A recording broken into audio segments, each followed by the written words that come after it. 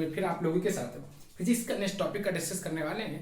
पिछले क्लास में हम लोगों ने डिस्कस किया था मैग्नेटिक इंडक्शन के बारे में, जिसमें कि मैंने बताया था कि magnetic induction is simply defined as force experienced by unit north pole at a point. तो किसी भी पॉइंट पे यूनिट नॉर्थ पोल के द्वारा जितना फोर्स वो एक्सपीरियंस करता है वही मैग्नेटिक इंडक्शन को रिप्रेजेंट कर देता है।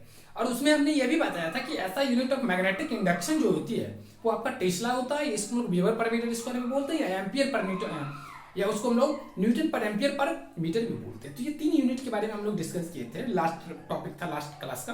बट इस क्लास में मुझे अब नेक्स्ट टर्म को डिफाइन करना है और आगे की तरफ बढ़ना है। तो सबसे पहला जो आपका टर्म आएगा वो आता है इस क्लास का मैग्नेटिक मोमेंट। कि मैग्नेटिक मोमेंट से आप लोग क्या समझते हैं वो चीज देखिएगा। देखिए मैग्नेटिक मोमेंट क्या होता है, बहुत ही इंपॉर्टेंट टर्म है, क्योंकि अगर इसको समझते हैं तो फिर आप आसानी से कर सकते हैं। देखिए मैग्नेटिक मोमेंट जो होता है ना, जिस तरह से आप लोग नीचे क्लास में पढ़े थे, नीचे क्लास में पिछले क्लास में क्या चीज इलेक्ट्रोस्टैटिक में आप लोगों ने क्या पढ़ा था, इलेक्ट्रिक डायपोल। जिस तरह से वहां पे इलेक्ट्रिक डायपोल था तो वहां पे होता था डायपोल मोमेंट, तो वहां पे इलेक्ट्रिक डायपोल मोमेंट होता था, तो वहां पे हम लोग P बराबर क्या निकालते थे, Q टाइम्स 12 निकालते थे, और वो जो डायरेक्शन होती थी लाइन ज्वाइनिंग हो जाती थी। तो सिमिलरली यहाँ पे होता है मैग्नेटिक मोमेंट। और ये मैग्नेटिक मोमेंट कैसे डिफाइन किया जाता है, तो सबसे पहले एक फिगर हम लोग ड्रॉ कर लेते हैं ताकि हम लोग को क्लियरिटी इससे मिले। अगर ये मान लीजिए कोई मैग्नेट है और ये आपका साउथ पोल है, ये अगर आपका नॉर्थ पोल है, और यहां से अगर आप मान लीजिए कि एक लाइन ड्रॉ कर रहे हैं, एक मान लीजिए ये एक लाइन पास कर रहा है जिसको हम लोग क्या बोलते हैं, अच्छे से आप लोग जानते हैं, मैग्नेटिक एक्सिस। क्या बोलते हैं, मैग्नेटिक एक्सिस।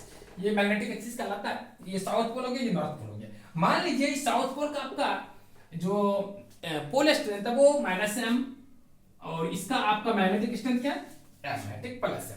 तो अगर इसका पोल स्ट्रेंथ -m और इसका पोल स्ट्रेंथ +m हो जाता है तो देखिएगा, तो मैग्नेटिक मोमेंट क्या होता है, the magnetic moment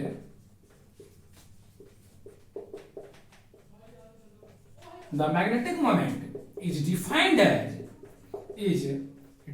as product of, simple एकदम डेफिनेशन की तरफ चलेंगे, कोई दिक्कत नहीं होगी, is defined as product of pole strength and defined as pole strength and separation between them. तो दोनों के बीच का जो सेपरेशन है वो और उसके पोल स्ट्रेंथ के प्रोडक्ट को ही हम लोग पोल मैग्नेटिक मोमेंट कहते हैं।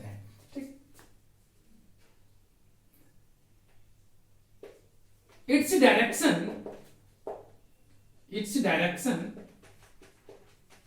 be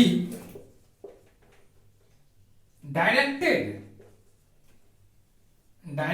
इसका जो डायरेक्शन होता है, इट्स डायरेक्शन भी directed from south pole to north pole. तो इसका जो डायरेक्शन होता है वो आपका साउथ पोल से किधर हो जाता है, नॉर्थ पोल की तरफ चले जाता है। तो इस बात को आप लोग याद रखिए।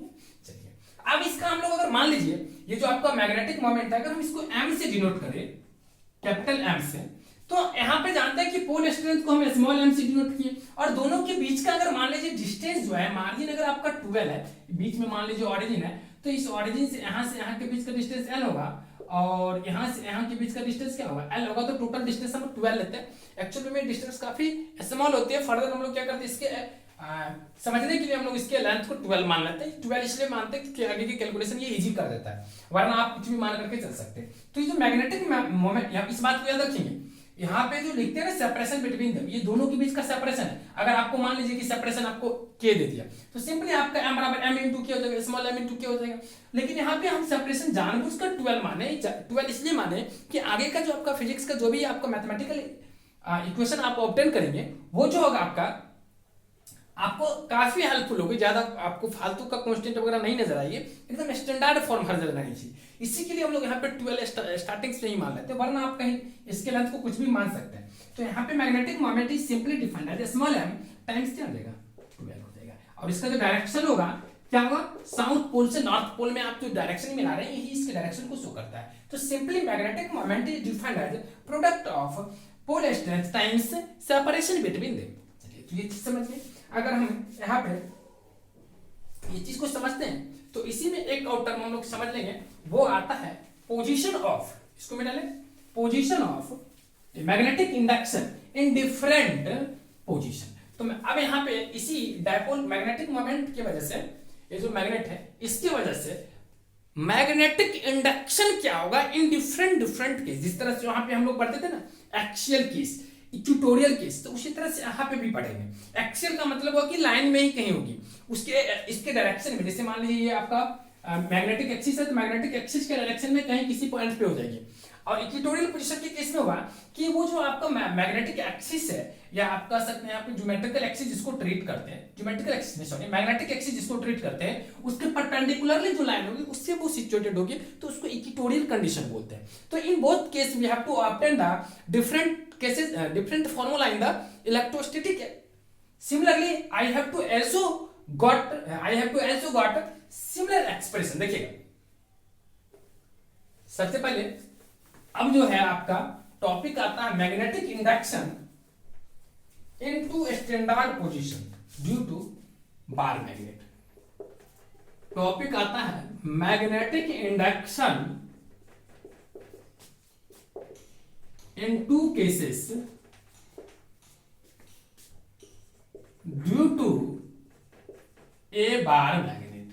तो बार मैग्नेट की वजह से दो अलग अलग केसेस में क्या होगा, मैग्नेटिक इंडक्शन का फॉर्मूला, ठीक, बार मैग्नेट, वो चीज हम लोग को यहाँ पे ऑपरेट करना है। देखिएगा ब्लू पेन ले लेते हैं डायग्राम को बनाने में। तो यहाँ पे मैग्नेटिक इंडक्शन सबसे पहले तो हम लोग एक बार मैग्नेट लेते हैं, ठीक। सबसे पहला केस जो आपका आता है वो कहलाता है and on position. And on position इसलिए बोलते हैं, या इसी को हम लोग कहते हैं एक्सियल पोजीशन। क्या बोलते हैं? Axial position. एक्सियल पोजीशन क्यों कहते हैं वो भी आपको मैं बताऊंगा। जैसे कि मान लीजिए यहां पे कोई मैग्नेट है, ठीक, ये मैग्नेट हो गया। अब इसका ये आपका मान लीजिए साउथ पोल है और ये आपका नॉर्थ पोल है, दो पोल हमने मान लिया।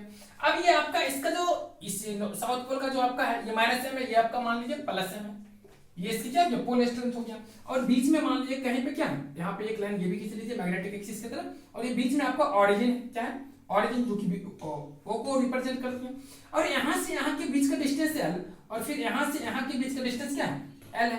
तो ये एल टोटल लेंथ कितना आ जाएगी, 12 हो जाएगी। इसकी टोटल लेंथ को भी हमने क्या ले लिया, 12 दे दिया। अगर आप चाहे तो 12 भी हमने यहाँ पे 12 ले लिया शुरू में, क्योंकि जिस तरह के पोल ये मैग्नेटिक डायपोल की तरह से मैग्नेट डायपोल की तरह पे यहाँ पे काम करा, इसलिए हम इसको मान लिया। इस बात को हम लोग यहाँ पे शो कर देंगे, ये मेरा क्या हो गया, मैग्नेटिक एक्सिस हो गया। जो भी इंफॉर्मेशन है आप लिखने से बच सकते हैं अगर फिगर में सारा चीज को इंडिकेट कर देंगे। मान लीजिए यहाँ पे आपको P है, that lies extended magnetic axis on extended magnetic axis, जो कि आपका इस मैग्नेटिक एक्सिस को आगे बढ़ाने पे ये लाई करता है। ये आपको कोई पॉइंट P है, इस पॉइंट P पे टोटल मैग्नेटिक इंडक्शन निकालना, that is due to N and due to S। तो इसकी क्या वैल्यू होगी वो चीज मुझे फाइंड करना चाहिए। तो यहाँ पे लिखते हैं जो भी फिगर में था वो हमने आपको निकाल के दे दिया। देखिए तो ये आपका N है, ये आपका S है, तो ये देखिए आपका पॉजिटिव है। तो इस पोल की वजह से इस पॉइंट पे जो आपका फोर्स एक्सपीरियंस होगा, जैसा कि आप जानते हैं कि magnetic induction is a vector quantity, याद रखिएगा इस बात को, it is A vector quantity, magnetic induction is a vector quantity. और यहां तक मैग्नेटिक डायपोल मैग्नेटिक मोमेंट जो हमने फाइंड किया था वो भी आपका वेक्टर क्वांटिटी होती है। तो अगर मान लीजिए इस ये जो नॉर्थ पोल है ना, तो यहां से यहां तक का तो मुझे डिस्टेंस मालूम है, लेकिन ये नॉर्थ पोल से यहां तक का डिस्टेंस नहीं मालूम है। अगर ऐसा किए कि इस ऑरिजिन से इस पॉइंट के बीच का डिस्टेंस हम ले ले तो आपको फायदा करेगी, अच्छा भी लगेगा। इसको मान लिया मैंने R, क्या मान लिया R। अगर इस ऑरिजिन से इसलिए लिए क्योंकि ऑरिजिन से हर चीज को हम लोग मेजर करते हैं, चाहे कोई भी डिस्टेंस हो, जहां से 0 स्टार्ट होता है वहीं से हम लोग मेजर करते हैं, इसलिए हमने इसके यहां से यहां के बीच का डिस्टेंस R ले लिया। अब देखिएगा अगर फोर्स एक्सपीरियंस करेगा तो ये आपका देखिए नॉर्थ पोल है और ये आपका इसका मैग्नेटिक पोल स्ट्रेंथ आपका प्लस है और ये आपका पॉइंट है P। तो इस पॉइंट पे जो फोर्स एक्सपीरियंस करेगा इसकी जो डायरेक्शन होगी वो इस डायरेक्शन में जाएगी, जिसको हम लोग Bn से सूचित कर लेते हैं। Bn that means due to north pole. जबकि अगर ये साउथ पोल की बात करें तो ये आपका नेगेटिव डायरेक्शन हो जाएगा, क्या हो जाएगा, इसकी डायरेक्शन नेगेटिव हो जाएगी, जो कि आपका Bs को रिप्रेजेंट करती है, जो कि इस डायरेक्शन में हो जाएगी। समझ गए? तो इतना फिगर तो आप बिल्कुल ही बना लीजिए, कुछ चीज को आप ब्लू पेन और कुछ को ब्लैक पेन से बना लीजिए तो फायदा करेंगे, जैसे डायरेक्शन को ब्लैक से शो कर दे तो ज्यादा आपको फायदा होगी, फिगर में क्लैरिटी ज्यादा नजर आएगी। तो यहां तक आप लोग समझ गए। अब क्या करते हैं, लिखते हैं सबसे पहले the magnet as in with it poles its pole. ठीक, तो एक मैग्नेट है जो आपके अपने पोल के साथ ये आपका दिया हुआ है, strength M with its pole strength लिख लीजिए एम एंड मैग्नेटिक लेंथ जो हो गया आपका 12 is kept such that point P lies on its magnetic axis। यहां पे लिख लेते हैं lies on its extended magnetic axis. तो ये मैग्नेटिक एक्सिस जो ऐसे भी एक्सटेंड ही रहता है, तो एक्सटेंडेड मैग्नेटिक एक्सिस को जो मैंने आगे बढ़ाया उसके पॉइंट पे लाई करता है। तो अब निकालना है देखिए यहां तक लिख लिए, इसको मिटा लेते हैं अगर आपको लिख लिया होगा। तो अब क्या करना है, द मैग्नेटिक मोमेंट यहां पर हम लोग कर सकते हैं सो जो मैग्नेटिक मोमेंट होगी वो क्या होगा, capital M is equal to M times 12 from south to north, ये तो आप लोग जानते हैं। अब इसके बाद हम लोग यहां पे लिखेंगे now the magnetic induction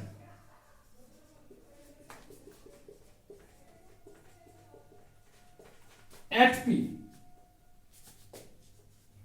due to north direction. तो ड्यू टू नॉर्थ अगर मैं मैग्नेटिक इंडक्शन की बात करें तो ये क्या हो जाएगा, Bn is equal to mu not by 4 pi into m by distance, ये डिस्टेंस हो गया।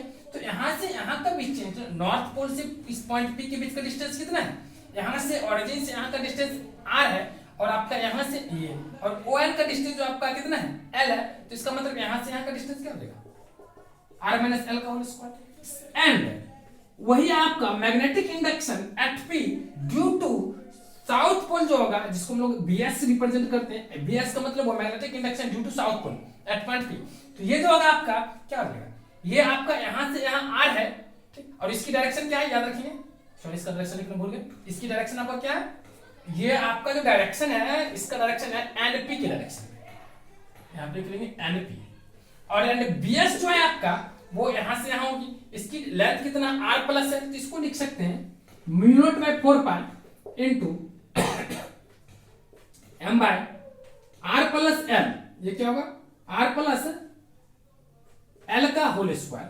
और इसकी जो डायरेक्शन, ये आपका डायरेक्शन कितना है NP, बट इसका जो डायरेक्शन होगा आपका वो डायरेक्शन रिवर्स कर देगा, NP की जगह पे क्या होगा PS की डायरेक्शन, जो कि मैंने यहां पे लिख दिया था, PS की डायरेक्शन में रहेगा, ये आ जाएगा।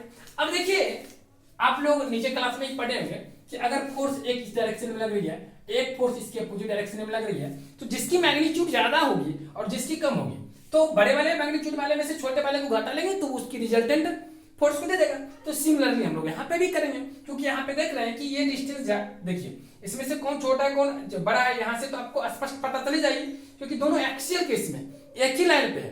तो जब दोनों एक ही लाइन पे है सो नीचे आप लोग को दिख रही है, लिख सकते हैं यहाँ पे देखिएगा, सो नेट मैग्नेटिक इंडक्शन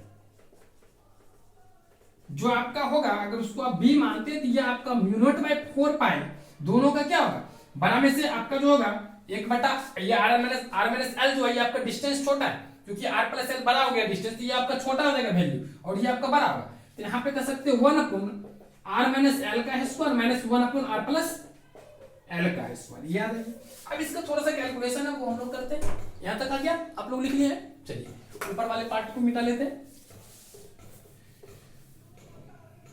इसको भी मिटा ले, इसको भी मिटा लेते हैं, आप लोग साथ साथ लिखते हुए चले देखिएगा।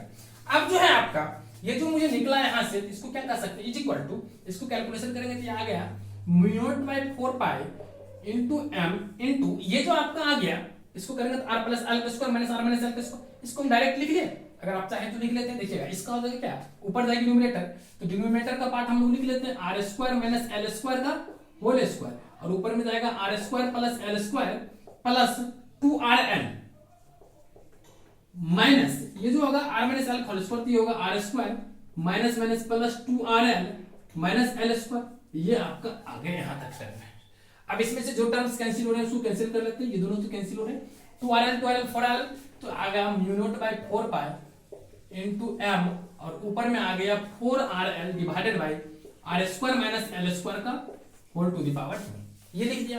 अब जो है आपका, जैसा कि आप जानते हैं कि ये मैग्नेटिक मोमेंट जो है यहाँ पे ठीक उसी तरह से जिस तरह से वहां पे इलेक्ट्रिक डायपोल होता था, तो इलेक्ट्रिक डायपोल का क्या डेफिनेशन था कि वहां पे हमने बताया था कि it is a system of two equal and opposite charges having which is situated at a small distance, जो कि दोनों एक दूसरे से काफी छोटे डिस्टेंस पे सिचुएटेड होता है। तो सिमिलरली यहाँ पे मैग्नेटिक डायपोल भी होती है, यहाँ पे system of two equal and opposite pole strength होता है having smaller distance between them, जिसके दोनों के पोल स्ट्रेंथ, दोनों के पोल जो होते हैं उसके बीच का डिस्टेंस काफी छोटा ट्रीट किया जाता है।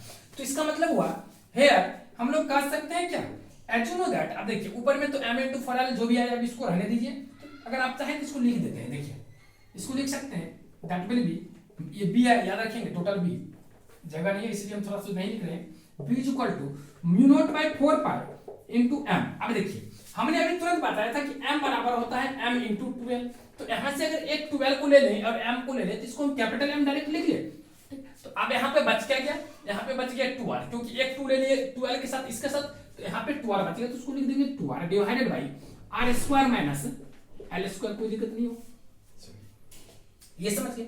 अगर आप इस चीज को समझ गए तो आप ये भी जानते हैं कि r is very very much greater then l, r जो है l से बहुत बड़ा है, क्योंकि l is very small distance, हम तो यहाँ पर ये भी डिस्टेंस दिखा दिए हैं पर समझने के लिए, बट यहाँ पे ये भी चीज है ना, इतना भी लेंथ नहीं होती है, तो इसका मतलब अगर स्क्वायर करेंगे तो ये और भी बहुत बड़ा हो जाएगा, तो अगर और भी बड़ा बहुत बड़ा हो जाएगा तो फिर मान लीजिए आपको 10,000 में से कहेंगे 0.001 घटाने के लिए, तो घटा के क्या फायदा होगी, इतनी छोटी वैल्यू घटाने से कोई फायदा, ठीक उसी तरह हो गया ना कि समुद्र में से एक लोटा पानी निकालने की तरह, तो कोई फायदा नहीं होगी। तो इसका मतलब हुआ कि यहाँ पे एल स्क्वायर को हम लोग डोमिनेट कर सकते हैं, इसको हम लोग क्या कर सकते हैं, लीव कर सकते हैं, वैनिश कर सकते हैं, तो सिंपली बचेगा आर स्क्वायर का whole to the power 2, so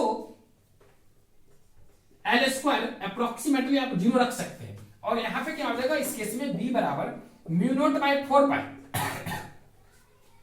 into m into 2r divided by, ये जब 0 के टर्न कर जाएगा तो ये r का स्क्वायर 2 हो जाएगा, that means r to the power 4, ये r टू द पावर 4 आ जाएगा, और इसके मतलब ये हुआ कि यहाँ पे r कैंसिल हो जाएगा, अगर r कैंसिल हो जाएगा तो ये क्या आ जाएगा r to the power 3, that means in axial case total magnetic induction will be, in axial case total magnetic induction will be क्या आ जाएगा, so in axial case total magnetic induction will be mu naught by 4 pi into 2 times magnetic moment divided by r cube whose direction will be sn, इसका direction sn होगा क्योंकि ये वाला distance ये जो है ना sn के डायरेक्शन में होगा, टोटल का टोटल, समझ गए। चलिए तो ये बात आपका आ गया, क्योंकि जो भी होता है इसका डायरेक्शन हम लोग sn में ही लिखते हैं, क्योंकि आपका मैग्नेटिक इंडक्शन का जो डायरेक्शन हम लोग लिए डेफिनेशन में था वो लाइन ज्वाइनिंग में था, इसलिए हमने sn लिख लिया। तो ये हो गया आपका and on position, axial position के केस में फाइंड करना। तो मुझे लगता है कि सिमिलर कंडीशन आपको हम आप लोगों के साथ डिस्कस किया था, इलेक्ट्रोस्टैटिक्स में डिस्कस किए थे, जहां पे था electrostatic electric field due to a point charge when another charge situated linearly, या एक्सियल पोजीशन का मतलब कि लाइन ज्वाइनिंग के केस में अगर क्या होगा ये चीज बताई थी। अब इसी में एक और केस आता है जिसको हम लोग बोलते हैं इक्वेटोरियल पोजीशन। देखिएगा इक्वेटोरियल पोजीशन में क्या होता है, एक मिनट रुक जाइए, थोड़ा सा इंक डाल लेते हैं, अच्छा रुकिए इस ब्लू ब्लैक पेन में चल जाएगा। देखिएगा इक्वेटोरियल पोजीशन क्या कहता है उसको समझते हैं। Magnetic induction in case of equatorial, equatorial position हम लोग चर्चा करते हैं। देखिएगा तो हमने इक्वेटोरियल पोजीशन पहले भी बता दिया था, इक्वेटोरियल पोजीशन का मतलब क्या हुआ, लिखिएगा मैग्नेटिक इंडक्शन मैग्नेटिक इंडक्शन इन इक्वेटोरियल पोजीशन। अगर मैं इक्वेटोरियल पोजीशन की बात करूंगा तो उस केस में उसकी मैग्नेटिक इंडक्शन का वैल्यू क्या होगा, ये चीज हमें चर्चा करना। देखिएगा बहुत ही इजी है, बस थोड़ा सा यहाँ पे आप लोग को समझना कि क्या होता है इसका एक्सप्रेशन। एक मिनट,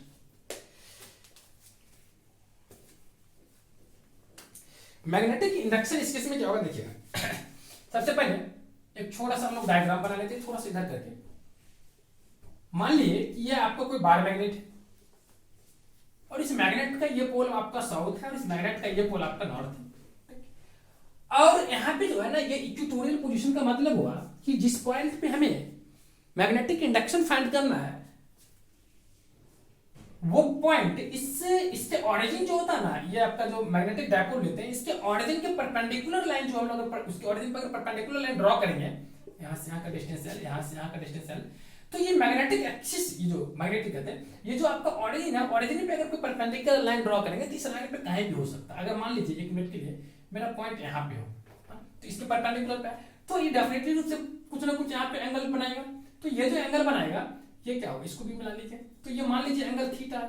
तो इस केस में इसके परपेंडिकुलर, जब इसके परपेंडिकुलर लाइन पे होगा ना, क्योंकि देखिए एक इसका थ्योरम है, आप लोग क्लास नीचे क्लास में पढ़ेंगे 10th में, कि कोई लाइन सेगमेंट है, इसके परपेंडिकुलर सेक्टर ड्रॉ कर लीजिए और उस पर कोई भी पॉइंट लीजिएगा ना, तो वो हमेशा आइसोसेलेस ट्रायंगल को फॉर्म करेगा। तो इसलिए क्या होता है कि यहाँ का एंगल दोनों का दोनों क्या हो जाता है, सेम हो जाता है। तो इसका मतलब ये होगा कि जब दोनों एंगल सेम हो जाता है तो यहाँ पे हम लोग कह सकते हैं कि ये थीटा हो गया तो ये भी थीटा हो गया, और ये साउथ पोल हो गया तो ये साउथ पोल हो गया, ये आपका नॉर्थ पोल हो गया। इसका मैग्नेटिक स्ट्रेंथ माइनस एम इसको ले लेते हैं, इसका मैग्नेटिक स्ट्रेंथ एम ले लेते हैं। अब देखिए इसके वजह से जो आपका इस पॉइंट पे मैग्नेटिक स्ट्रेंथ का डायरेक्शन होगा वो क्या होगा, एक मिनट फिर से हम लोग बना लेते हैं। इसके वजह से अगर मान लीजिए कि ये मेरा होगा क्या BS, जो कि इस डायरेक्शन में होगा, और इसके वजह से क्या होगा, इसका डायरेक्शन इधर चलेगा। और इक्वेटोरियल की जिस पोजीशन में इसलिए लेते हैं कि ये आगे हम लोगों को हेल्प कर देता है, आगे इसलिए हेल्प करता है। इसका एक जनरल केस भी होता है, उसका हम डायरेक्ट एक्सप्रेशन लिख देंगे क्योंकि वो ज्यादा आप लोग के लिए इंपॉर्टेंट है नहीं, एग्जाम में पूछता भी कम है।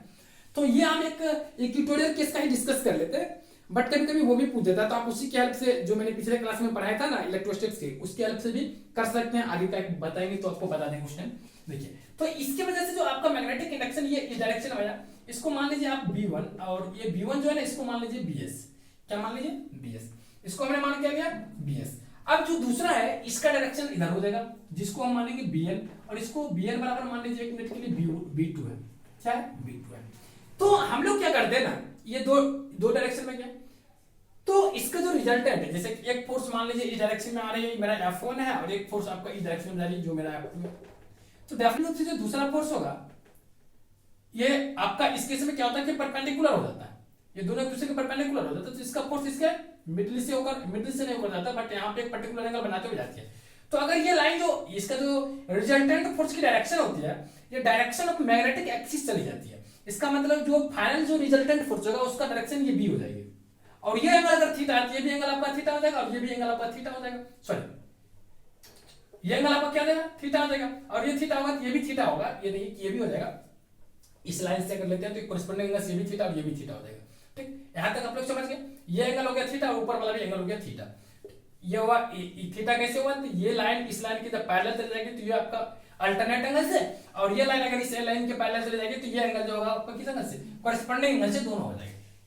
तो इक्वेटोरियल के केस में मैंने पूरा, अब इसका रिजल्टेंट, इसका मैग्नीट्यूड निकाल देते हैं। एक मिनट के लिए अगर हम यहाँ पे परपेंडिकुलर ड्रॉ कर दे, इस पर भी कर ले, तो ये जो रिजल्टेंट होगा इसका मुझे फाइंड करना है। तो सबसे पहले आप ले लेंगे, अगर ये आपका थीटा है और ये भी अगर आपका थीटा है, तो ये आपका F1 cos थीटा हो जाएगा, ये आपका, अगर आप इसको मानते हैं थीटा थीटा मान लीजिए, अच्छा भी इतना ही तो दूर तक रहने दें, उसके बाद आप लिखते हैं तो फिर आपको समझ में आएगी। देखिएगा तो हेयर आप कह सकते हैं कि मैग्नेटिक मोमेंट जो होगी, थोड़ा ऊपर करके लिखते हैं, मैग्नेटिक मोमेंट, इसको लिखना भूले नहीं क्योंकि ये चीज हम लोग बाद में रिप्लेस कर देते हैं। That represents capital M, that will be M times 12, और इसकी डायरेक्शन क्या होगा, साउथ टू नॉर्थ पोल, ये तो आप लोग जानते हैं। अब लिखते हैं the point P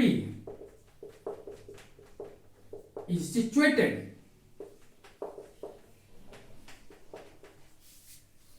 on the perpendicular bisector of S N, इस एसएन के परपेंडिकुलर बाइसेक्टर पे ये सिचुएटेड है, और इसकी जो डिस्टेंस है परपेंडिकुलर विच इज सिचुएटेड है आर डिस्टेंस लिखिए, which is situated R distance from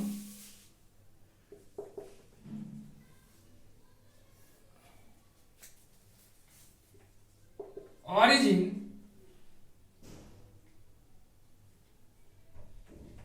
which is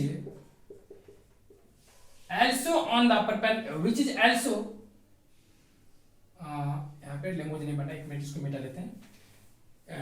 the point P is situated R from O, that means origin perpendicularly, ये perpendicularly जो है ना, ये इस पे perpendicular है, ठीक, ये perpendicularly शॉर्टकट में लिख दिए, which is situated R from O origin perpendicularly and OP अगर इसको मान लें, here OP जो हो गया is perpendicular bisector of SN, यहाँ पे जो है ये perpendicular bisector of SN हो गया, ठीक। अब देखिए, तो यहां से ये जो डिस्टेंस हमने r मान लिया और ये डिस्टेंस मेरे फिगर से ये आपका l हो जाएगा, तो ऑटोमेटिक आप यहां से कर सकते हैं। सो यहाँ पे SP बराबर जो होगा आपका रूट अंदर r square plus l square हो जाएगा। देखिए आप लोग थोड़ा सा शॉर्टकट में चलेंगे, ये नहीं कि हम लोग मैथमेटिक्स पूरा एकदम कहेंगे कि POS एक राइट एंगल ट्रायंगल है, सो फ्रॉम पाइथागोरस थ्योरम, तो उतना करेंगे तो पता चलेगा फिजिक्स भूल गए मैथमेटिक्स में चल गए। तो ऐसा नहीं करना है हम लोगों को, हम लोग को थोड़ा मैथ को इस तरह से करना है कि लगे कि हम फिजिक्स भी पढ़ रहे हैं, ऐसा नहीं कि पूरा मैथमेटिक्स ही इंक्लूड करते हैं। तो ऐसे फिजिक्स में भरपूर मैथमेटिक्स का यूजेज हम लोग करते हैं। तो अगर आप लोग इस फिजिक्स उसके बावजूद अगर आप इसी में फिर मैथमेटिक्स के बावजूद इस तरह अगर पूरा मैथमेटिक्स एनालिसिस करने लगेंगे तो पता चलेगा कि फिजिक्स ही खत्म हो गया। तो इसलिए आप लोग उसको भी बचा करके रखिए, थोड़ा फिजिक्स का भी इज्जत प्रतिष्ठा देना है यहाँ पे। So SP is equal to क्या होगा, under root r square plus l square हो गया। अगर SP is equal to under root r square plus l square हो गया, then the magnetic induction at P due to either pole, तो किसी भी पोल के कारण जो magnetic induction at point P होगा, अगर S के लिए फिर P के लिए, तो यहाँ पे क्या होगा, एक चीज और भी आप लोग यहाँ पे फाइंडिंग कर ले तो फायदा रहेगा, बाद में फिर हमें निकालना ही पड़ेगा। SP बराबर under root r square plus l square, और यहाँ से अगर आप cos थीटा कहेंगे तो क्या हो जाएगा, r by under root r square plus l square, क्योंकि परपेंडिकुलर बेस l होगा, सॉरी बेस बाय हाइपोटेन्यूज, तो बेस हो गया आपका l और ये आपका हो गया अंदर root r square plus l square. तो cos थीटा का वैल्यू ये भी याद रखेंगे, बाद में यूज करेंगे। फिर ड्यू टू आइदर पोल, तो हम यहाँ पे अलग अलग पोल के लिए यहाँ पे फोर्स निकालेंगे। तो अगर हम S के लिए निकालते हैं तो इसका अगर मान लीजिए ये आपका B1 हो गया, क्या BN हो गया, SN लिया है, तो अगर हम BN को B1 S को B1 माने ना, B1 बराबर अगर मेरा BS हो जाता है तो इस BS का वैल्यू मेरा क्या हो जाएगा, BS बराबर आ जाएगा क्या, mu not by 4 pi into m by r square plus l square. ये आपको हमने पढ़ा दिया था ये पहले ही, ये क्या हो जाएगा mu not by 4 pi into r square plus l square. वहां पे जो फॉर्मूला पढ़ाई थी इसी तरह से था ना, ये आपका इसका डिस्टेंस क्या है r square plus l square, इसका under root r square plus l square है। तो अभी अभी तुरंत जो हम लोगों ने फॉर्मूला प्रूव करके लाए थे इसी तरह से था, तो ये आपका r square plus l square हो गया। इसे डायरेक्टेड अलोंग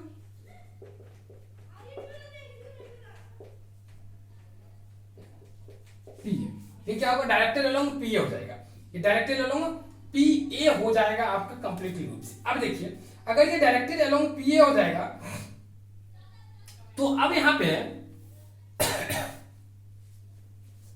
एंड द नीचे में आप लोग को जगह नहीं है,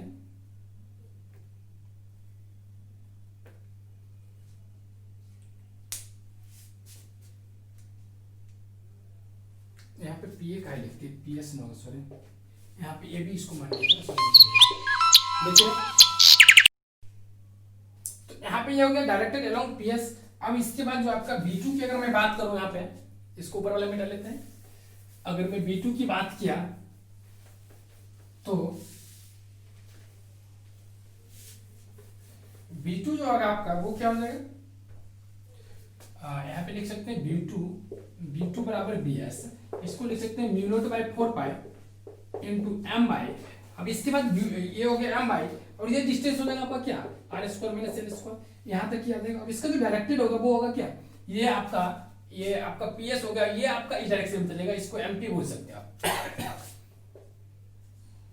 MP मतलब ये BP बोलिए, B अगर यहाँ पर लिखे हैं पॉइंट, M क्योंकि मैग्नेटिक स्ट्रेंथ आता है, पोल स्ट्रेंथ हो जाता है, इसलिए हमने यूज किया, तो ये BS हो गया। अब यहाँ पे रिजल्टेंट की अगर मैं बात करूं, क्योंकि मुझे टोटल इफेक्टिव मैग्नेटिक इंडक्शन निकालना है, तो सो हेयर हम लोग बोल सकते हैं कि वेक्टर B जो होगी मैग्नेटिक स्ट्रेंथ जो होगी, इसका horizontal component plus vertical component, तो यहाँ पे बोल सकते हैं B1 आपका जो होगा cos थीटा के फॉर्म में, दोनों का एंगल सेम ही है, तो यहाँ पे कर सकते हैं B1 cos theta plus B2 cos theta, आराम से हम लोग बोल सकते हैं। सो अगर आप टोटल निकालेंगे तो आपका क्या होगा, B बराबर 2 टाइम्स म्यू नॉट बाई 4 पाई, दोनों का अगर मैग्नीट्यूड निकालेंगे तो यहाँ पे क्या होगा, यहाँ पर इसका भी वैल्यू उतना ही है और इसका भी वैल्यू कितना है, उतना ही है। अब दोनों का जब एक ही तरफ है और इसका जो फाइनल रिजल्टेंट है वो क्या जा रहा है, इससे पैरेलल जा रहा है, तो जब दोनों का फाइनल रिजल्टेंट इसके पैरेलल जा रहा है तो सिंपली दोनों का एडिशन हो जाएगा, दोनों का सिंपली एडिशन हो जाएगा। इसको मत लिखिए, इसको भी लिख सकते हैं, कोई दिक्कत नहीं है, बट ये भी ऐसे रहेगा। और यहाँ पर देखिए, तो यहाँ पर लिख लेते हैं, देखिए जब आपका ये फोर्स हो गया, ये फोर्स है, दोनों का रिजल्टेंट किधर जा रहा है, इधर जा रहा है, तो दोनों का जो इधर रिजल्टेंट जा रहा है, अब B1 का भी वैल्यू और B2 का वैल्यू दोनों सिंपली ऐड हो जाएगा, तो दोनों को अगर सिंपली ऐड करेंगे तो 2 into mu not by 4 pi into M by R square plus L square into cos theta आ जाएगा, क्योंकि दोनों का एंगल तो सेम ही है। अगर ये cos थीटा आता है तो आप ऑलरेडी जानते हैं कि cos थीटा बराबर क्या होता है, L by under root R square plus L square under root, ये भी तुरंत हमने निकाल करके दिया था आपको। अब यहां तक अगर आप समझ जाते हैं तो अब आपका क्या बच गया, इसको मिटा दें। अब अगर यहां तक आप लोग समझ जाते हैं तो देखिएगा, ये R square plus L minus कहां जाएगा, sorry R square plus L square हो जाएगा। अब अगर ये चीज आप लोग अगर समझ गए तो फिर आप इसके बाद क्या है कि ये चीज आ गया, टोटल का मैग्नीट्यूड हो गया इतना। अब cos थीटा का हम L by root under L square plus L square जानते हैं। सो यहाँ पे कर सकते हैं कि B का वैल्यू जो इतना आया, cos थीटा का वैल्यू इतना पुट कर लेंगे तो B बराबर क्या आ जाएगा, 2 times mu not by 4 pi into M by R square plus L square into cos theta का वैल्यू क्या हो गया, L by under root R square plus L square. और ये जो है ना under root R square plus L square, ये पावर इसका 1/2 कह सकते हैं इसको, ठीक। तो यहाँ पर इसका पावर 1 है, इसका पावर 1/2 है, तो टोटल पावर क्या हो जाएगा 3/2। तो यहाँ से कर सकते हैं 2 times mu not by 4 pi into M times L divided by R square plus L square का पावर कितना 3/2 हो जाएगा। अब यहाँ पे फिर एक छोटी सी बात है, क्या बात है, तो आप लोग जानते हैं यहाँ पे since R is very very much greater than L, so R square is also very very much greater than L square. In that case, you can vanish the value of L square. In that case, finally you get 2 pi. So you finally get, इसको मिटा लें, ऊपर वाला part को मिटा लेते हैं। अब देखिए, तो हम लोग यहाँ पे क्या कर सकते हैं, R square is very very much greater than. अब इसको अगर हमने लिख दिया तो आर स्क्वायर यहाँ पे एल स्क्वायर को इग्नोर करेंगे। अगर एल स्क्वायर को यहाँ पे इग्नोर करते हैं तो हमें ऊपर में तो सबसे पहले जानते ही हैं कि यहाँ पे 2 पाई m टाइम्स 2l, ये आपका क्या होता है dipole moment into mu not by 4 pi into 1 upon, अगर ये आप जानते हैं कि एल स्क्वायर इग्नोरेबल है तो हम लोग यहाँ पे क्या कर सकते हैं, आर स्क्वायर का पावर 3/2, तो आर स्क्वायर का पावर 3/2 अगर करेंगे तो 2 कैंसिल, क्या बचा आर क्यू, तो सिंपली आप लिख सकते हैं आर क्यू। और यहाँ पे एक बच क्या गया म्यू नॉट, तो यहाँ पे म्यू नॉट बच गया, पी बच गया, तो कुल मिलाकर के सॉरी पी लिखा गया मैग्नेटिक मोमेंट, हमें इलेक्ट्रोस्टैटिक मोमेंट लिखा था, इलेक्ट्रिक मोमेंट में लिया था। चलिए, तो कुल मिलाकर के आपका आ गया mu not by 4 pi into capital M divided by R cube. ये हो गया आपका इक्वेटोरियल कंडीशन के केस। क्या हो गया, इक्वेटोरियल कंडीशन का केस। तो आप लोग याद रखेंगे कि इक्वेटोरियल कंडीशन का जो केस होता है उसमें आपका ये आपका mu not by 4 pi into M by R cube हो जाता है। और एक उधर हमने भी क्यों डिस्कस किया था आपको, वो एक्सियल कंडीशन, ये हो गया आपका इक्वेटोरियल। चलिए, एक इसका जनरल कंडीशन भी है, वो भी हम लोग समझ लेते हैं। अब ये जनरल कंडीशन कहाँ से आया वो दिखाते हैं। जनरल कंडीशन का मतलब क्या हुआ कि वो जो पॉइंट होगा ना, जैसे कि इलेक्ट्रोस्टैटिक्स में हम डिस्कस किया था ना, वो इसके जस्ट अपोजिट था। मतलब अपोजिट क्या, इसी का जो भी हम जनरल केस बताएंगे ना, वहीं से हम लोग ये दोनों केस ऑब्टेन करते हैं। ये अगर आप जनरल केस को प्रूफ करना सीख जाएंगे ना तो वहां से आपको जो अभी हमने प्राप्त किया इसको भी ऑब्टेन कर सकते हैं, और इससे पहले जो हम लोग ऑब्टेन किए थे एक्सियल प्रोपोजिशन वो भी ऑब्टेन कर सकते हैं। बट हम लोग मेनली रूप से यहाँ पे डिस्कस करेंगे, थोड़ा सा केवल उसको सेपरेशन फिगर दे देते ताकि आप लोग समझ सकें। बट उसको स्टार्ट करने से पहले एक दो टर्म है उसको हम लोग याद कर लेते हैं, तब फिर हम अलग आगे बढ़ेंगे। वो आपका मैग्नेटिक इंडक्शन। देखिएगा मैग्नेटिक इंडक्शन क्या होता है।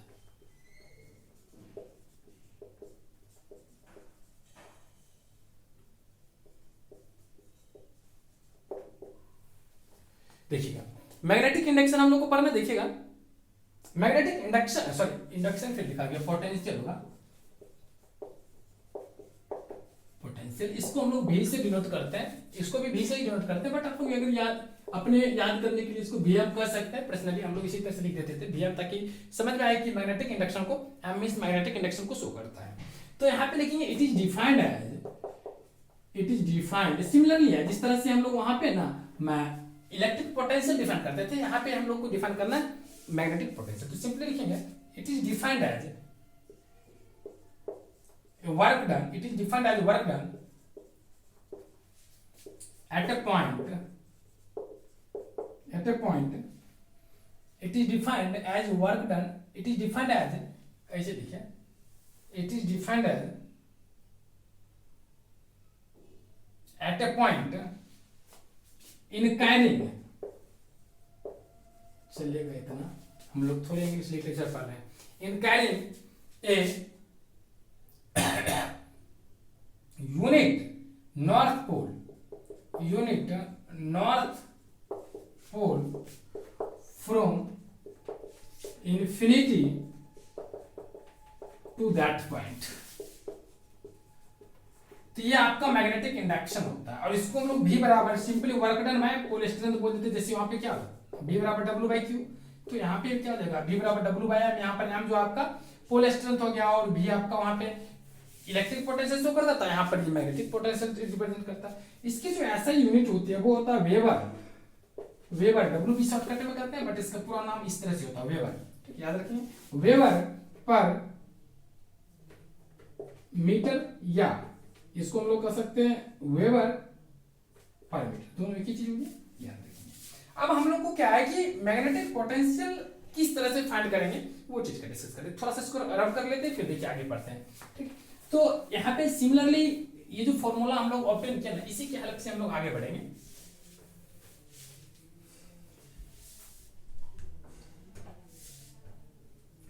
अब देखिए एक पोल के वजह से, मतलब एक पोल के वजह से दूसरे पोल पे कितना होगा वो निकालना सीखते हैं। जैसे मान लीजिए यहाँ पे लिखेंगे कोई बायोमैग्नेट का, मान लीजिए यह आपका M1 स्ट्रेंथ इस पोल का, इस पॉइंट का है, और कोई आपका है इसका M2 है।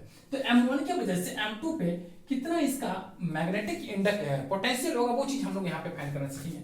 अगर दोनों के बीच का डिस्टेंस अगर मान लीजिए आ रहा है, इसका नाम ए लिए, इसका नाम हमने बी ले लिया, तो देखिए तो सबसे पहले हम लोग क्या करेंगे, ठीक यहाँ पे लिखेंगे वी हैव टू फाइंड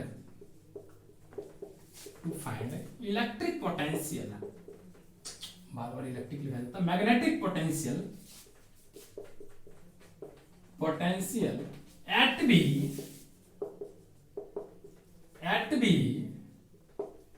ठीक से नहीं लिखाता है, ड्यू टू ए की वजह से क्या हो जाएगा, तो इसके बारे में आप लोग जानते हैं। ठीक, इसका हमने मान लिया है कि M1 है, ये आपका M2 है, तो आप यहाँ पे वर्क डन अगर करेंगे तो क्या होगा mu not by 4 pi into M1 by M2 by R square, मतलब आज यहाँ पे इसका फोर्स होगा जस्ट लाइक जिस तरह से वहां पे हम लोग क्या करते थे, हम लोग वहां पे जो वर्क डन करते थे इलेक्ट्रिक पोटेंशियल है, इलेक्ट्रोस्टैटिक्स में क्या होता था भी जो वर्क डन होता था इसी तरह से नहीं आता था, 1/4 pi epsilon naught into q into q by r हो जाता था। तो उसी तरह से ये आपका mu not by 4 pi into m1 into m2 by r हो जाएगा।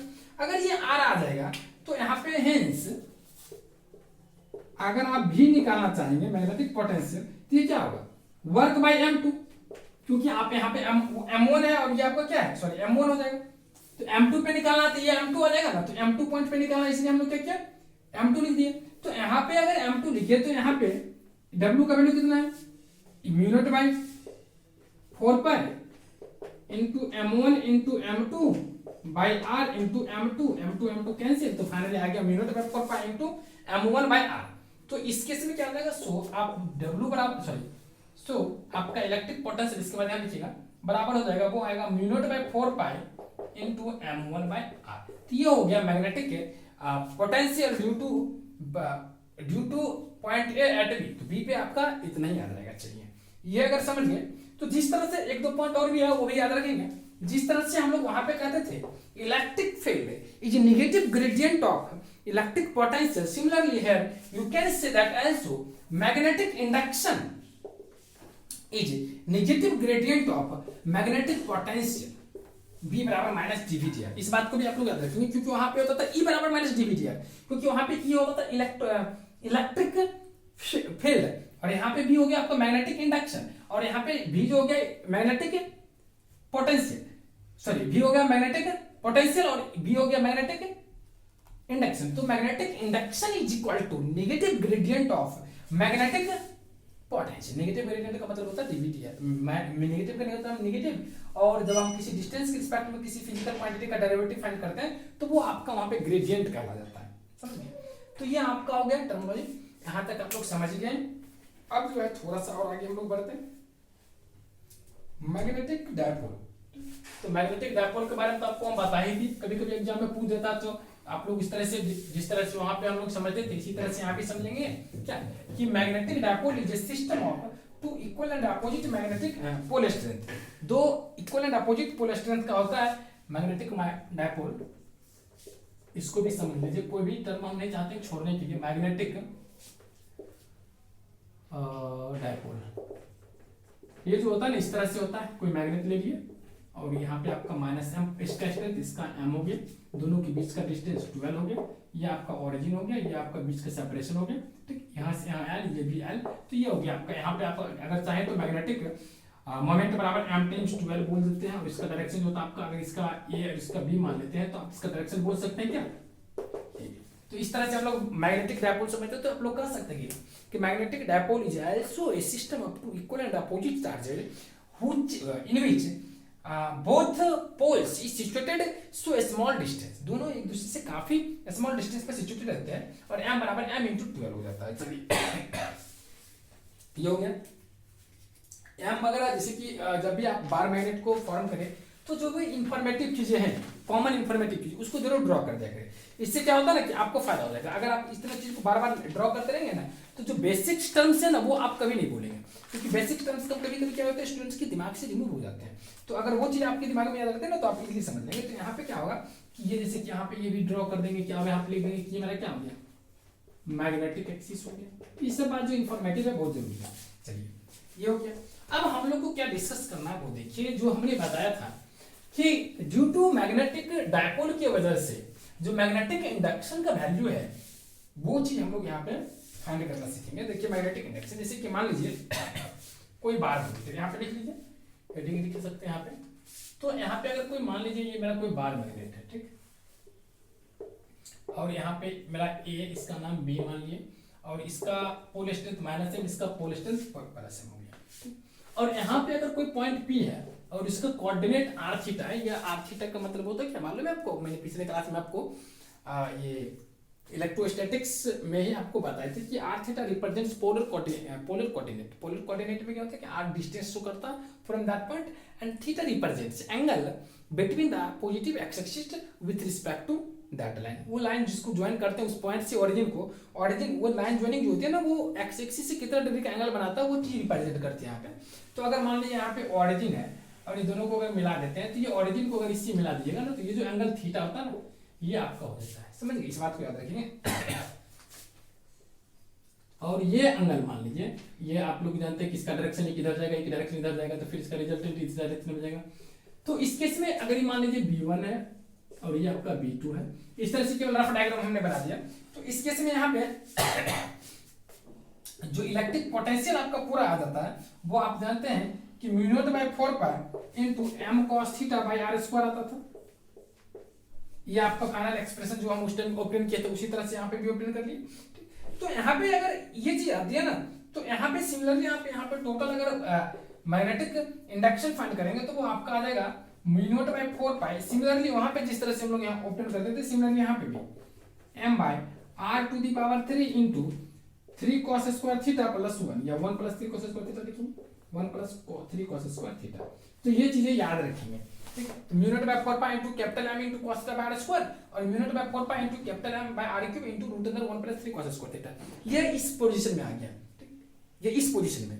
अगर पॉइंट आर्बिट्रेरी हो, कहीं भी लाई करता, उसका पोलर कोऑर्डिनेट r थीटा हो, जहां theta shows distance between theta shows angle between the magnetic axis and line joining point from origin। origin से उस पॉइंट को ज्वाइन करने वाले थीटा हो गया, ये डिस्टेंस अगर r हो तो इस केस में आप लोग याद रखेंगे कि electric magnetic potential is equal to mu not by 4 pi into m cos theta by r square and magnetic induction will be mu not by 4 pi into capital M divided by r cube square root of 1 plus 3 cos square theta. अब ये different case, इस अगर इस दो formula को याद करते हैं ना, तो इससे क्या होगा कि आप मैग्नेटिक इंडक्शन, मैग्नेटिक पोटेंशियल, दोनों को आप डिफरेंट केस में, किस केस में मैक्सिमम होगा, किस केस में मिनिमम होगा, आप इजीली फाइंड कर लेंगे। अब जैसे कि मान लीजिए हम यहाँ पे axial, in case of axial देखते हैं, इन केस ऑफ एक्सियल अगर हम एक्सियल केस में डिस्कस करेंगे तो भी एक्सियल जो होता है, तो उस केस में भी एक्सियल का मतलब वो जो पॉइंट होगा वो एक्सिस पे लाई करेगा, तो उस केस में एंगल क्या होगा, थीटा बराबर 0 होगा। In case of axial theta बराबर 0, तो अगर थीटा 0 होगा तो यहाँ पे इसका भी क्या हो जाएगा, भी एक्सियल होगा B mu not by 4 pi into m by r square. Similarly अगर आप यहाँ पे बी एक्सियल निकालें, अब यहाँ पे बी एक्सियल निकालेंगे तो बी एक्सियल क्या हो जाएगा, बी एक्सियल हो जाएगा कि सिमिलरली अगर यहाँ पे थीटा बराबर 0 होगा तो क्या हो जाएगा, 2 हो जाएगा, 1 प्लस 3 4, क्योंकि cos थीटा का वैल्यू, cos 0 का वैल्यू 1 होता है, तो 1 प्लस 3 इज इक्वल टू 4 हो जाएगा, फिर स्क्वायर रूट ऑफ 4 2 हो जाएगा, तो 2 इसका मतलब क्या होगा, 2 times of mu not by 4 pi into m by r cube. इसको कह सकते हैं 2 times mu not by 4 pi into m by r cube. ये आपका b एक्सियल हो गया, ये आपका b एक्सियल हो गया, ठीक। तो अब इसी में हम अगर इक्वेटोरियल कंडीशन निकालें तो ये आप लोग समझ गए। अब देखिए इसको भी थोड़ा रब कर ले, इसी को रब कर लेते हैं। अब इक्वेटोरियल केस में कहें तो कह सकते हैं इन इक्वेटोरियल केस अगर मैं इक्वेटोरियल केस कहूंगा तो वो जो पॉइंट होगा, जैसे कि यहाँ पे थोड़ा सा फिगर बना लेते हैं, इसके परपेंडिकुलर पे ला करेगा। तो यहाँ पे अगर हम बी एक्सियल की बात करेंगे तो थीटा बराबर 90 डिग्री, अगर थीटा 90 डिग्री होगा तो ये पूरा का पूरा 0 हो जाएगा, तो ये पूरा बी एक्सियल 0 हो जाएगा। और फिर उसी तरह से यहाँ पे इक्वेटोरियल, और उसी तरह से अगर हम बी इक्वेटोरियल निकालेंगे तो यहाँ पे मैग्नेटिक, यहाँ पे cos 90 0, तो यहाँ पे 1 बच जाएगा, तो टोटली क्या आ जाएगा आपका mu not by 4 pi into m by r3। तो अब यहाँ पे अगर बी इक्वेटोरियल को आप देखिए और यहाँ पे अगर आप देखिए बी एक्सियल को, तो आपको क्या पता चलता है कि बी एक्सियल जो है आपका वो 2 टाइम्स ऑफ बी इक्वेटोरियल। ये सब एग्जाम में पूछता है, इस बात आप सब बात को आप लोग याद रखिए। बी एक्सियल बराबर क्या हुआ, 2 टाइम्स बी इक्वेटोरियल, क्योंकि देखिए यहाँ पे डबल है, सेम एक्सपेंशन है, केवल यहाँ पे 2 टाइम्स, तो B axial can be said that 2 times of B equatorial. तो ये जितने भी चीजें मैंने बताया है ये जनरल केस है, तो जनरल केस के लिए 2 फॉर्मूला, इसी से आप जितने भी फॉर्मूला है आपको बी एक्सियल के लिए या बी इक्वेटोरियल के लिए, फिर आपका बी एक्सियल के लिए या बी इक्वेटोरियल के लिए, तो अलग अलग केस में आप निकाल सकते हैं। ये सब चीज हम आपको मैग्नेटिज्म में भी इलेक्ट्रोस्टैटिक्स में भी डिस्कस किए हुए काफी डिटेल से। अब कभी कभी आपको इसी में पूछेगा कि मैक्सिमम किस केस में होगा, मिनिमम किस केस में होगा, तो हम मिनिमम देख रहे हैं कि मिनिमम आपका जो रहा वो क्या हो रहा है। अगर आप मैग्नेटिक पोटेंशियल की बात करते हैं तो मैग्नेटिक पोटेंशियल मिनिमम तब होगा जब ये आपका थीटा 90 डिग्री होगा, क्योंकि ये 0 हो जाता है। और मैक्सिमम अगर बात करते हैं तो ये आपका एट थीटा बराबर 0 पे हो जाता है। फिर उसी तरह से अगर आप बी की बात करते हैं तो ये जो होता है मैक्सिमम जो होगा आपका, ये जो आपका मैक्सिमम होगा ये आपका थीटा बराबर 0 पहुंचेगा, क्योंकि अगर थीटा के बराबर 0 होता है तो ये 2 टाइम्स हो जाता है परपेंडिकुलर में, तो ये आपका मैक्सिमम का केस आ जाता है। सॉरी ये नहीं, बी एक्सियल ये आपका मैक्सिमम का केस है और ये मिनिमम का केस है बी इक्वेटोरियल के लिए, और ये जो है आपका फिर मैक्सिमम का केस है बी एक्सियल, और बी इक्वेटोरियल आपका मिनिमम का केस है। तो कभी कभी एग्जाम में पूछता है कि किस केस में आपका बी मैक्सिमम होगा, किस केस में बी मिनिमम होगा, किस केस में बी मैक्सिमम होगा, किस केस में बी मिनिमम होगा। तो ये सारी चीज इसी से रिलेटेड है, बस आपको फॉर्मूले अच्छे से याद रखना, थोड़ा बहुत मैथमेटिक्स का हम लोग अप्लाई करेंगे यहाँ पे। चलिए, तो आपका जो है एक पार्ट जो था ना बहुत इंपॉर्टेंट सेक्टर था इसका, वो आपका कवर हो गया। अब जो है हम लोग नेक्स्ट डिस्कस करेंगे वो क्या है, देखिएगा नेक्स्ट जो हम लोग का टॉपिक है, एक मिनट, अब जो नेक्स्ट टॉपिक है वो है force torque experienced bye magnet in a magnetic uniform magnetic field. तो मैग्नेटिक फील्ड में जो टॉर्क एक्सपीरियंस होगा वो चीज के बारे में हम लोग डिस्कस करेंगे। तो सिमिलरली हम लोग यहाँ पे भी फिगर बनाएंगे, सब चीज मेरा सेम रहेगा, ऐसा नहीं कि कुछ बदल जाएगा। देखिए तो यहाँ पे पहले टॉपिक लिख लेते हैं, हेडिंग कर लेते हैं, 1 मिनट ब्लू पेन लेते हैं।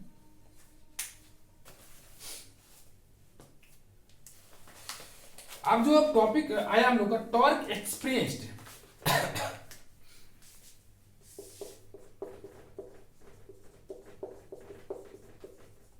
टॉर्क एक्सपीरियंस्ड बाय मैग्नेट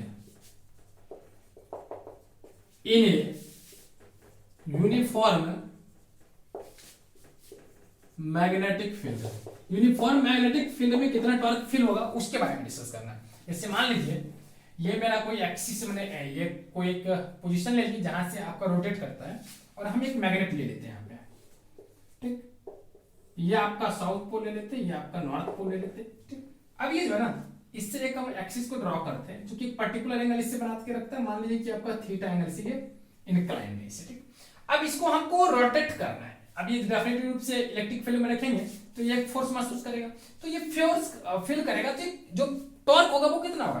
तो जैसा कि हमने आपको बता दिया था कि टॉर्क, अगर इसको आप ए माने, इसको बी माने, और इसको आप इससे मिला दे, इसको सी माने, तो टॉर्क का डेफिनेशन हमने क्या बता दिया था, फोर्स टाइम्स परपेंडिकुलर डिस्टेंस। तो सबसे पहले आप लोग लिखेंगे यहाँ पे हेडिंग में, here B is equal to uniform magnetic field. जो भी चीज आप न्यू चीज यूज कर रहे हैं वो चीज यहाँ पे इंडिकेट कर दीजिए। उसके बाद आपका यहाँ पर स्मॉल m जो हो गया वो क्या हो गया, small m represents pole strength. उसके बाद 12 जो होगा वो लिखेंगे सेपरेशन बिटवीन पोल्स। फिर इसके बाद आपका आता है, या मैग्नेटिक लेंथ भी बोल सकते हैं, मैग्नेटिक लेंथ। और थर्ड टर्म जो आता है आपका कैपिटल M, जो कि आपको magnetic induction, that will be m times 12 which direction will be Sn। और ये आपका हो गया मैग्नेटिक मोमेंट। अब देखिए, अब यहाँ पे लिखते हैं, इतना तक तो आप लोग समझ गए। अब यहाँ पे लिखते हैं, if a magnet is freely suspended, if a magnet is freely suspended, अगर किसी मैग्नेट को हम फ्रीली सस्पेंड करेंगे तो वो जो लाई करेगा, ठीक, in a magnet, if you freely suspended in a uniform magnetic field, in a uniform magnetic field, then each of the poles experience a force, जो कि आपका फोर्स होगा वो क्या होगा, m टाइम्स b होगा, क्योंकि हमने बताया था कि magnetic induction is equal to F by m, where m represents pole strength, so F can be expressed b times m, so you can say that F is equal to m times b, directed in opposite sense, जो कि क्या होगा, opposite sense से ये directed करेगा, एक दूसरे के अपोजिट, मतलब अगर हम लोग इधर लेते हैं तो वो इधर आ जाएगी। ये आपका हो गया, इस टर्म को मिटा ले। अगर ये चीज समझ गए यहाँ पे, तो हम लोग जैसा कि जानते हैं torque is defined as force times perpendicular distance. Since हम लोग टॉर्क को क्या जानते हैं, force times, torque is simply denoted by tau which is force times perpendicular distance, force times perpendicular distance. अगर फोर्स टाइम परपेंडिकुलर डिस्टेंस होता है तो यहाँ पे ये परपेंडिकुलर डिस्टेंस आपका BC हो जाएगा, तो यहाँ पे BC हो जाएगा, तो F आपका क्या है, M टाइम्स B, तो इसको लिख सकते हैं M टाइम्स B। और यहाँ से अगर इस एंगल को थीटा मानते हैं, ठीक, तो यहाँ से अगर आप कहे तो साइन थीटा वाला मैं क्या कर सकता हूँ, perpendicular, that means BC by hypotenuse, जो कि क्या होगा, ये आपका इसका मैग्नेटिक लेंथ, तो यहाँ पे BC कर सकते हैं 12, सो BC बराबर क्या होगा, 12 टाइम्स sin थीटा, BC बराबर 12 टाइम्स sin थीटा। तो यहाँ पर परपेंडिकुलर डिस्टेंस जो हो गया ये BC, वो क्या हो गया MB टाइम्स 12 sin थीटा। सो आपका टॉर्क का जो वैल्यू हो गया वो आ गया एम बी। अगर M times 12, small M times 12 क्या होता है, capital M into capital B which represents magnetic field times sin theta. ये हो गया टॉर्क। अब ये टॉर्क का वैल्यू है, इसी को अगर हम इन वेक्टर फॉर्म लिखना चाहे तो in vector form you can show that torque is equal to vector M M से वेक्टर क्रॉस वेक्टर बी, ये दोनों के क्रॉस प्रोडक्ट के बराबर हो जाता है। क्रॉस प्रोडक्ट इसलिए यूज किया क्योंकि vector M cross vector B बराबर M times B magnitude of M into magnitude of B into sin theta into normal vector, ये चीज आता है। तो इसको इस फॉर्म में आप एक्सप्रेस कर सकते हैं इन जनरल केस में। तो अब मुझे लग रहा है कि आप लोग यहां तक समझ गए होंगे। सिमिलरली देखिए आप जिस तरह से हम वहां पे डिस्कस करते थे वहां पे क्या होते टॉर्क एक्सप्रेस्ड बाय, वहां पे था charge by dipole in a uniform electric field. तो उसी तरह से यहां पे भी था, एक्सप्रेशन में भी काफी कम फर्क है, दोनों का तो देखिए दोनों का सेम ही आ रहा है। तो मुझे लग रहा है कि आप लोग यहां तक समझ गए होंगे। अब अगला आता है आपका, वो आता है क्या, वो आता है वर्क डन। अब जैसे कि ये टॉर्क जो है, इस टॉर्क के पास इतना पावर होती है या इतना टेंडेंसी होता है कि ये क्या कर सकता है कि मैग्नेट को रोटेट करके वो एक्सिस के अलोंग कर दे या अर्थ के पैरेलल कर दे। टॉर्क जैसे इस तरह से था ना मैग्नेट, तो इसको ऐसे कर सकता है, अलाइन कर सकता है पैरेलल टू द अर्थ। इसी समझ के अब जो है नेक्स्ट जो हम लोग का टॉपिक आ रहा है, एक मिनट, हम लोग का जो नेक्स्ट टॉपिक आ रहा है वो आ रहा है work done to rotate a rotating a magnet in uniform. तो लिखेंगे work done in rotating a dipole, magnetic dipole लिखिए, in a uniform magnetic field. Uniform magnetic field में अगर आप किसी डायपोल को रखते हैं तो उसको रोटेट करने के लिए जितना वर्क किया जाएगा उसका एक्सप्रेशन हमें फाइंड करना है। तो सबसे पहले हम एक रफ डायग्राम बनाएंगे। जैसे मान लीजिए इस तरह से हमने डायग्राम का स्केचिंग कर लिए। यहाँ पे आपका कोई पोल है, यहाँ पे साउथ मान लीजिए, सॉरी मैग्नेट है, ये आपका साउथ और नॉर्थ है, ये आपका एक्सिस है। अब इसको हमने कुछ एंगल से इसको रोटेट कर दिए। तो जो एंगल से हमने रोटेट किया, तो मान लीजिए ये आपका इससे जो है ना थीटा एंगल पे रोटेटेड है। तो पहले तो हम एलिमेंट्री डिस्कस करेंगे। तो मान लीजिए इसको डी थीटा से हमने रोटेट कर दिया। अगर डी थीटा से हमने रोटेट कर दिया, मान लीजिए कि डी थीटा से रोटेट कर दिया, और मुझे जो वर्क करना है फॉर अल्फा एंगल के लिए, मुझे चाहिए कितना, इसको रोटेट करने के लिए मान लीजिए अल्फा चाहिए। तो अल्फा डिग्री से रोटेट करने के लिए मुझे कितना वर्क किया जाएगा वो चीज हम लोग को लेना है। तो सबसे पहले जो भी इंफॉर्मेशन से रिलेटेड बात था फिगर में, वो हमने लिख दिया। अब देखिए ये एक्सिस से इसको लिख लीजिए। देखिएगा सबसे पहले लिखेंगे हियर ए मैग्नेटिक डायपोल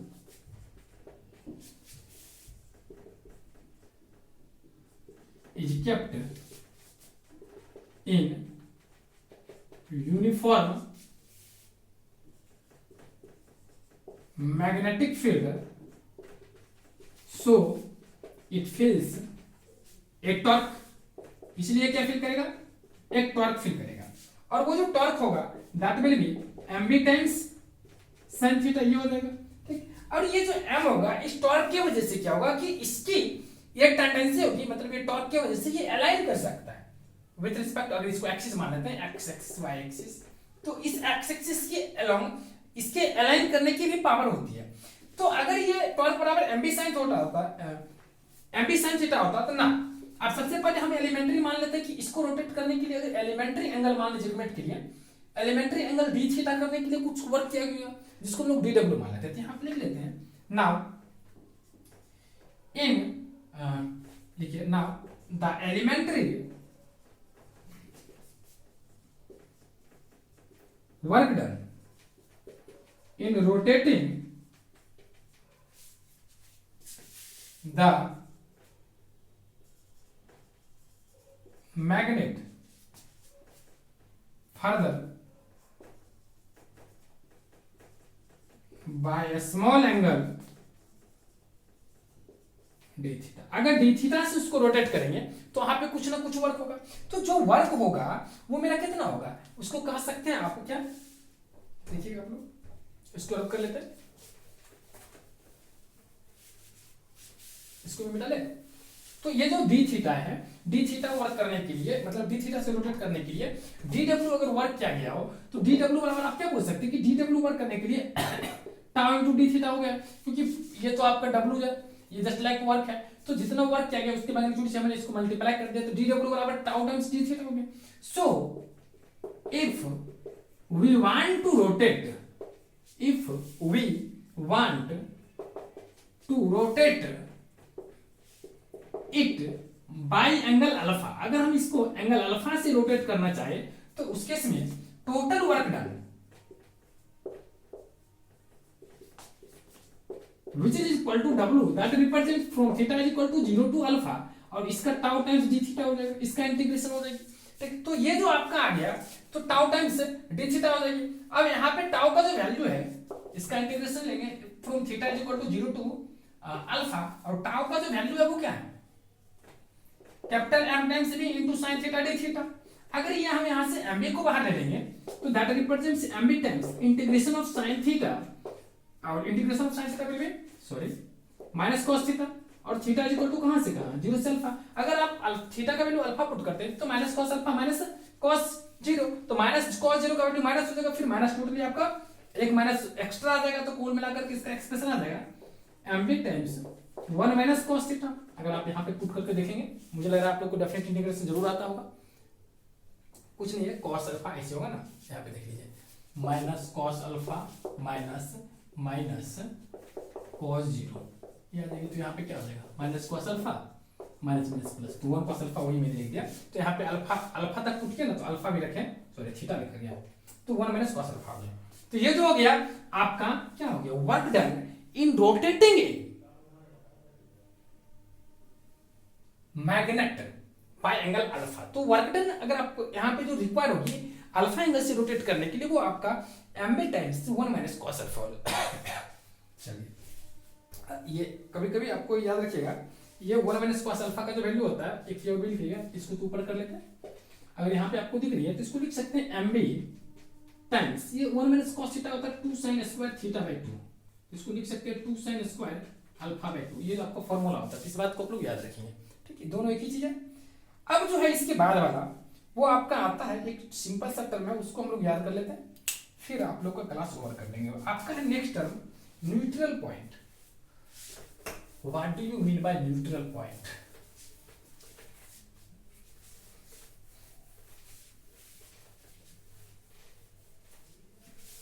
लिख लीजिए आप लोग इसको भी।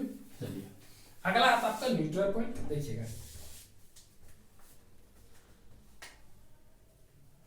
देखिएगा नेक्स्ट टर्म है न्यूट्रल पॉइंट, एग्जाम में पूछता है, बहुत ज्यादा पूछता है, काहे का डिफाइन कीजिए न्यूट्रल पॉइंट